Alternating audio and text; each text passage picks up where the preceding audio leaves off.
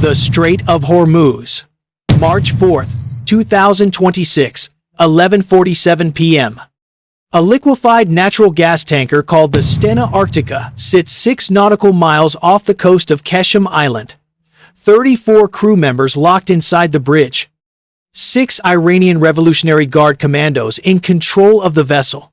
And somewhere in the darkness outside a missile battery aimed at every possible exit route. The USS Nitze is 9 kilometers away. The USS Bataan, carrying 400 Marines of the 26th Marine Expeditionary Unit, is 32 kilometers out. The rescue looks straightforward. It is not. Because getting to the ship was never the problem. The problem was getting out alive. 28 minutes, 2 Marines wounded, 1 destroyer struck by an anti-ship missile before the operation was over. 34 hostages recovered, all of them breathing. Iran made 4 catastrophic miscalculations. First, they chose an extraction corridor covered by their own missile battery on Qeshm Island, believing it would deter any rescue attempt. It didn't deter anyone. It nearly made the operation impossible. Second, they placed a sniper on the forward deck of the Stena Arctica with standing orders to execute hostages on any naval approach and never considered that the solution would come from 40,000 feet above the strait. Third, they assumed electronic silence meant invisibility. The Nitze's signals intelligence system had been painting that battery for 11 minutes before the first commando ever touched the deck. Fourth, they planned for a prolonged standoff that would embarrass Washington. They got a 28-minute operation that ended their leverage entirely. This is what happened. And this is how close it came to ending the other way. 72 hours earlier, Tehran, the headquarters of the Islamic Revolutionary Guard Corps Naval Forces.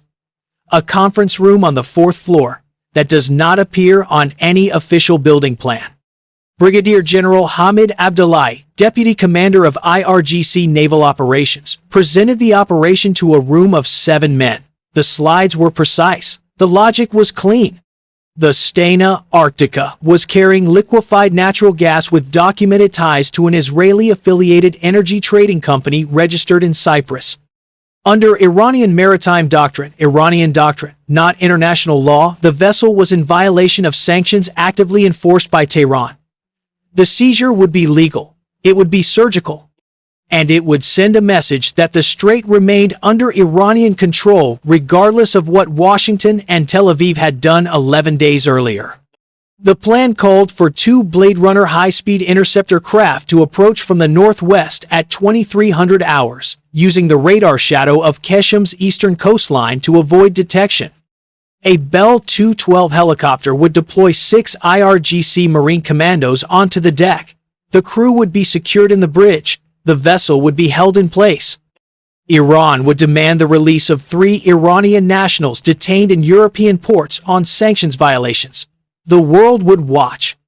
And the United States Navy, Abdullahi argued, would calculate the cost of a shooting war in the most critical oil choke point on Earth and decide it wasn't worth it. One man in that room disagreed. Rear Admiral Parviz Soltani, commander of the IRGC's 3rd Naval District, had been quiet through the entire briefing. When Abdullahi finished, Soltani spoke. The Americans have 2 vessels within response range. The Nitze will be inside missile range of the Arctica within 12 minutes of an alert. The Bataan carries a full fast platoon and attack helicopters. This operation assumes a window of diplomatic paralysis that may not exist. Abdullahi looked at him. The Noor battery on Qeshm changes that calculation. Nothing enters or exits that corridor without our permission. Soltani said nothing more. The operation was approved. He was wrong to stay silent. He would know that by midnight. The Blade Runner craft departed Qeshm Naval Station at 2300 hours local time, running dark. No AIS transponder, no radio traffic. Engines throttled low to reduce acoustic signature. The 2 boats carried 12 men, total 6 for the boarding, 6 to hold the perimeter on the water. The Bell 212 lifted from a concealed pad on the island's northeastern tip 4 minutes later, flying nap of the Earth over the coastline before banking south toward the strait. The Stena Arctica was 178 meters of Maltese-flagged steel, carrying 83,000 cubic meters of liquefied natural gas bound for the Adriatic. Her crew of 34 was split across 3 nationalities: 12 Filipino, 9 Indian, 7 Ukrainian, 6 others. Captain Andrei Kovalenko, 43 years old, Ukrainian, had transited the Strait of Hormuz 19 times. He knew the radio traffic patterns, the usual patrol vectors, the specific quality of tension that had settled over these waters since the end of February. He had requested a naval escort 3 days earlier. The request had been logged, assessed as low priority, and not acted upon. At 23:14, his radar officer reported 2 fast movers off the port bow. Small craft, high speed, closing fast from the northwest. Kovalenko reached for the VHF handset. Before he could transmit, the Bell 212 was already overhead, its searchlight cutting the darkness above the forward deck, the rope already dropping. At the 5th Fleet Operations Center in Manama, Bahrain, the duty watch officer received the Stena Arctica's distress transmission at 23:16. 40 seconds of broken radio before the channel went silent. The watch officer immediately flagged it to Rear Admiral Carey, 5th Fleet Commander, who was already moving toward the command floor.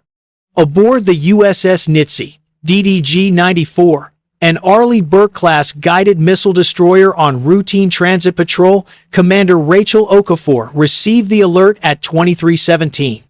Her ALIS system had been tracking an anomalous emission signature from Qeshm for the past 11 minutes, a targeting radar consistent with the Noor anti-ship battery, Iran's reverse-engineered version of the American Harpoon. She had logged it. She had not yet reported it as active threat. In 30 seconds, the 2 data points would connect and change everything. 23:18. The Stena Arctica's bridge was secured. Captain Kovalenko and his senior officers were zip-tied to the chart table. The 6 IRGC commandos had moved with professional efficiency. No shots fired, no injuries. The crew compliant and terrified. Commando Team Leader Senior Warrant Officer Dariush Karimi broadcast on the open maritime frequency used by the 5th Fleet. All vessels in the southern Hormuz corridor. This is the Islamic Revolutionary Guard Corps Navy. The vessel Stena Arctica is under lawful Iranian custody pursuant to sanctions enforcement. 34 crew members are secure and unharmed. Any naval approach within 3 kilometers will be considered an act of aggression. Iran controls this corridor. Withdraw. Commander Okafor received the transmission and simultaneously received confirmation from her signals team. The Noor battery on Qeshm was active, tracking, and painting the Nitze's hull.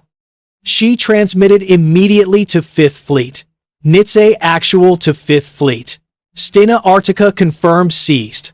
34 hostages. 6 IRGC commandos aboard. I have an active Noor battery on Qeshm painting my hull. Any approach vector to the Arctica puts me inside its engagement envelope, requesting immediate guidance and electronic warfare support. How copy? Rear Admiral Carey's response took 40 seconds. 40 seconds in which he understood the geometry of the problem. The Stena Arctica sat in a natural kill box. Qeshm Island was 4 kilometers to the north. The Noor battery's effective range was 130 kilometers. Every approach route, every single one passed through it. A direct rescue run by the Nitze meant sailing into an active anti-ship missile engagement while extracting hostages from a vessel loaded with 83,000 cubic meters of liquefied natural gas. A missile strike on the Arctica during extraction wouldn't just kill the rescue team, it would detonate a floating bomb in the middle of the world's most critical energy choke point. Carey got on a direct line to CENTCOM. We have a hostage situation that is also a missile problem. I need an EA-18 Growler on station over Qeshm inside 20 minutes. And I need the Batan's fast platoon airborne now. Aboard the USS Bataan, LHD-5, the alert reached Captain's Country at 23:21. Colonel Derek Huang, commanding officer of the 26th Marine Expeditionary Unit, had his fast platoon leader, Captain James Reyes, in the briefing room within 4 minutes. The situation was laid out in 90 seconds. 34 hostages, active missile battery covering the extraction corridor, 6 armed commandos aboard, and one detail that changed the calculus entirely, a piece of intelligence that had arrived from a National Security Agency intercept of IRGC internal communications 3 minutes earlier. There was a 7th man aboard the Stena Arctica, not listed in the boarding team manifest, a shooter positioned on the forward deck. His orders, as intercepted and translated, were unambiguous. If any naval vessel approached within 1 kilometer, he was to enter the bridge and execute the hostages sequentially until the vessel withdrew. He was not a negotiating chip. He was a deadbolt. Captain Reyes looked at the intelligence summary, then at Colonel Huang. So we can't approach from the water without triggering the shooter, and we can't fly in directly without the Noor battery engaging the helicopters. Huang nodded. That's the problem, Reyes said. Then we need to remove both locks at the same time. He paused. What do we have overhead? What they had overhead was a single EA-18 Growler from the USS Ronald Reagan's carrier Air Wing 5, already diverted from a combat air patrol over the northern Gulf. The Growler callsign Venom 3-1 carried the ALQ-99 tactical jamming system and the Noor ICAP-3 electronic attack suite. Against a Noor battery's fire control radar, it could generate enough electromagnetic interference to break the targeting solution entirely. Not destroy the battery, not permanently blind it, but interrupt it for long enough, 3 minutes, maybe 4, to open a window. The problem was the sniper, and the solution to the sniper was a problem of seconds. 2331. Venom 3-1 checked in on the secure tactical frequency. The Growler's electronic warfare officer, Lieutenant Commander Sophia Park, confirmed she had the Qeshm battery's fire control radar locked in her system. I can break their targeting solution in approximately 8 seconds from activation. Window duration estimated 3 to 4 minutes before they shift to backup frequency. After that, I cannot guarantee suppression, Commander Okafor acknowledged. 3 to 4 minutes. The Nitze could close the distance to the Arctica in 2 minutes at flank speed. The fast team needed 90 seconds to breach and clear the bridge. The margin was not comfortable. It was barely a margin at all, but the sniper on the forward deck still had a direct line of sight to the bridge, and the NSA intercept had been clear about his orders. Approach triggers execution. The Growler's jamming would be invisible to him. He would see the Nitze moving and he would act. At 23:33, Rear Admiral Carey made the call that would either save 34 lives or end them. He authorized a dual-track operation. The Nitze would approach under Growler jamming. Simultaneously, a single MH-60 Sierra helicopter from the Bataan, flying dark with no lights, would approach the Arctica from the stern, the blind side, the side the sniper could not see from his forward deck position. 2 MARSOC operators would fast rope onto the aft deck and neutralize the shooter before he could reach the bridge. The timing had to be simultaneous. The Nitze's approach had to begin at the exact moment the MARSOC operators touched the deck. Any gap at all, and the shooter would have time to move. 23:35. Venom 3-1 activated the ALQ-99. On Qeshm Island, the Noor battery's fire control radar screen dissolved into static. The operator reached for the backup frequency switch. He had 3 minutes and 40 seconds before Park's system adapted and locked him out again. 23:35 and 10 seconds. Commander Okafor gave the order. All ahead flank. Close the Arctica. Weapons free on any armed personnel on deck. The Nitze surged forward, bow cutting the black water, 9 kilometers of open strait between her and the tanker. 23:35 and 14 seconds. The MH-60 Sierra, running without lights at 60 feet above the water, crossed the Arctica's stern. The 2 MARSOC operators were already on the rope. What happened in the next 90 seconds was reconstructed afterward from helmet camera footage, radio transmissions, and the testimony of Captain Kovalenko, who heard everything through the bridge windows. 23:35 and 30 seconds. The MARSOC operators touched the aft deck of the Stena Arctica. Staff Sergeant Marco Villanueva, 28 years old, 2 combat deployments, father of a daughter born 11 weeks earlier, moved immediately toward the starboard side, using the superstructure as cover, working toward the forward deck. His partner, Gunnery Sergeant Eric Tolbert, covered the port approach. They had seen the intelligence photograph of the shooter's position. They moved toward it. 23, 35, and 51 seconds. The shooter IRGC sniper Corporal Farhad Nasseri heard something. Not the helicopter, which had already banked away. Something else. A sound on the aft deck. He turned. 23, 36, and 4 seconds. Villanueva came around the forward superstructure corner and found Nasseri already pivoting toward him. 2 rounds from Villanueva's suppressed HK-416 struck Nasseri in the upper chest. He went down. He did not get up. The bridge was no longer in danger. 23, 36, and 12 seconds. The 6 IRGC commandos inside the bridge heard the shots. Senior Warrant Officer Karimi transmitted on the IRGC internal frequency. Shots on deck. We are under attack. Request. The transmission cut off. 40 meters away. The Nitze's fast platoon was already coming over the rail. The breach of the bridge took 41 seconds. 1 commando fired twice. Both rounds missed. 3 commandos surrendered immediately. 2 attempted to use Captain Kovalenko as a human shield and were subdued without lethal force. At 23:37 and 9 seconds, Captain Reyes transmitted to 5th Fleet, "Bridge secure. 34 hostages alive. 6 IRGC in custody. 2 fast personnel down gunshot wounds. Non-life-threatening. Requesting immediate medevac." But the operation was not over.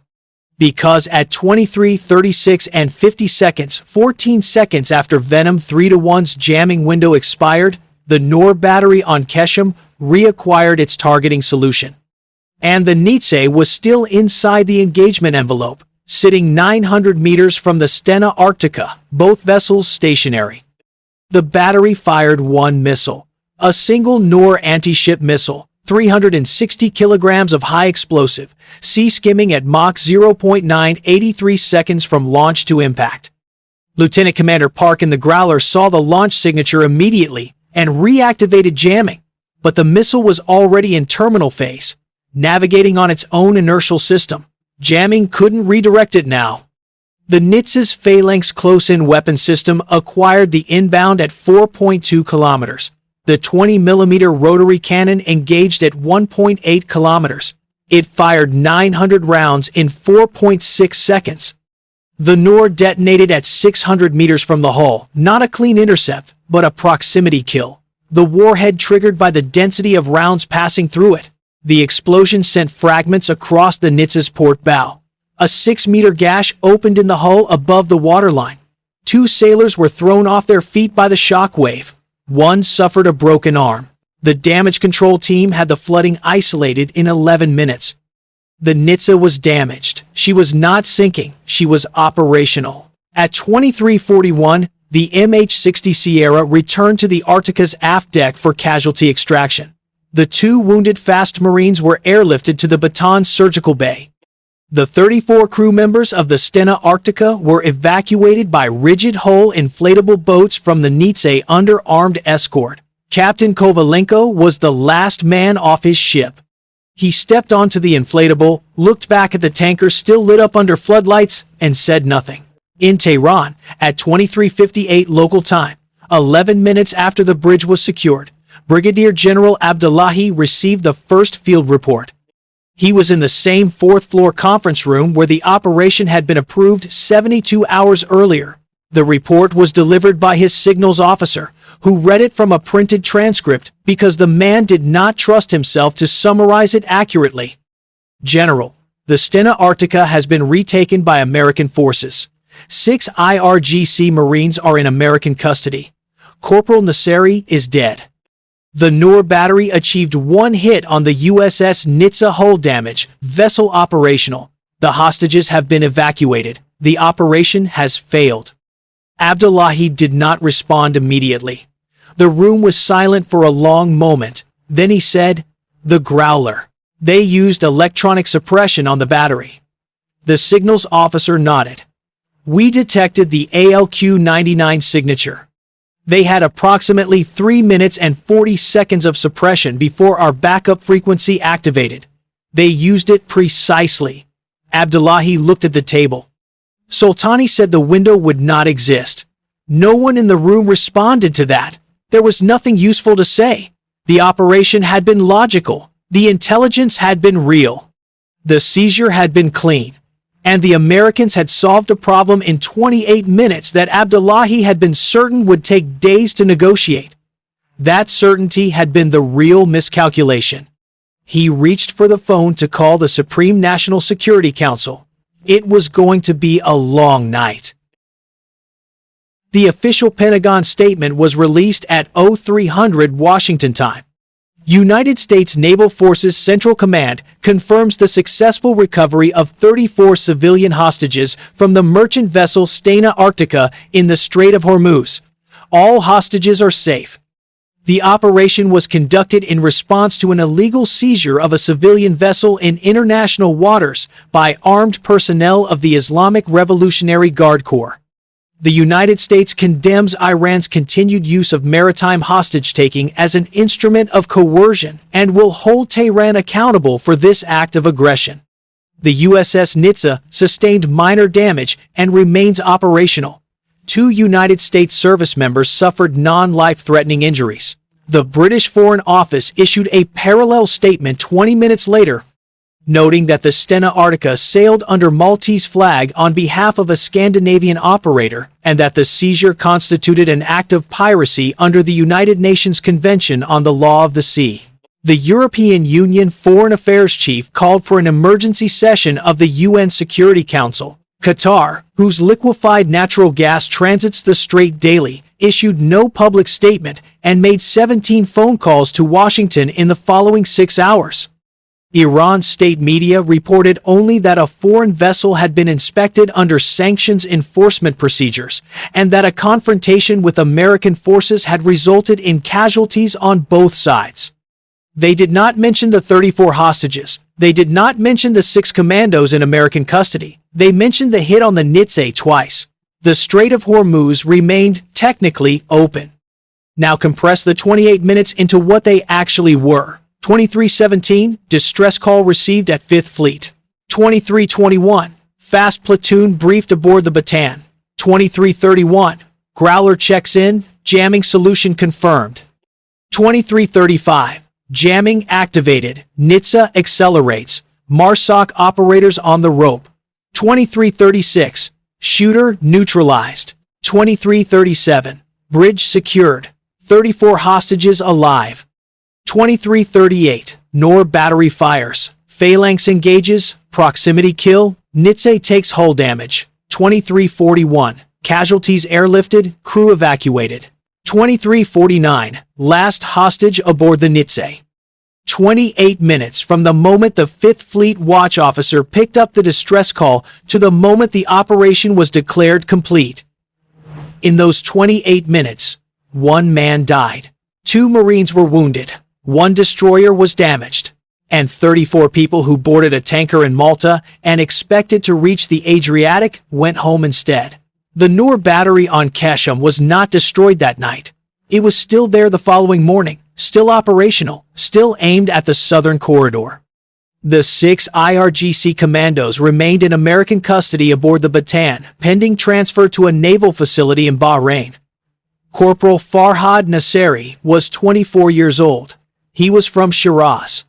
His family was notified by the IRGC 3 days after the operation in a letter that described him as having fallen in the line of duty during a maritime enforcement action. The letter did not say where. It did not say how. Staff Sergeant Marco Villanueva was flown to the Bataan Surgical Bay for treatment of a grazing wound to his left forearm. Nasseri had fired once before going down, and the round had found something. Villanueva was back on duty in 6 days. He sent his wife a message from the ship that said he was fine and that he'd explain everything when he got home. He did not explain everything when he got home. Some of it he kept. What changed after that night was less visible than what didn't change. The Noor battery stayed on Qeshm. Iran's naval forces continued operating in the strait. The Stena Arctica was towed to Fujairah for inspection and cleared to continue its voyage 2 weeks later. The LNG market spiked 4% on the morning of March 5th and returned to baseline by March 8th.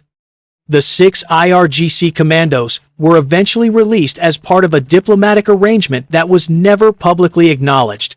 The strait remained open.